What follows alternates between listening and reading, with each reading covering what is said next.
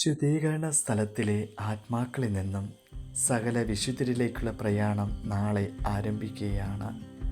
നാളെ ആഗോള കത്തോലിക്ക സഭ സകല വിശുദ്ധരുടെയും തിരുനാൾ ആഘോഷിക്കുമ്പോൾ തങ്ങളുടെ ആത്മാവിനും ശരീരത്തിനും വിശുദ്ധിയുടെ വസ്ത്രം കൊണ്ട് പൊതിഞ്ഞു പിടിച്ചവർ, സഹനത്തിലൂടെ ഈശോയുടെ തിരുരക്തത്താൽ തങ്ങളുടെ ആത്മാവിനെ കഴുകി വെളുപ്പിച്ചവർ എന്നിതാ വിശുദ്ധ സമൂഹത്തിൻ്റെ മകുടം ചാർത്തിയവർ നമ്മുടെ മുമ്പിൽ അണിനിരക്കുമ്പോൾ, നാളെയിലേക്ക് എനിക്കും നിനക്കും ഈ വിശുദ്ധരുടെ ഗണത്തിലേക്ക് ചേരുവാനായിട്ട് വിശുദ്ധിയുള്ള ഒരു ജീവിതം നയിക്കുവാൻ പരിശ്രമിക്കാം.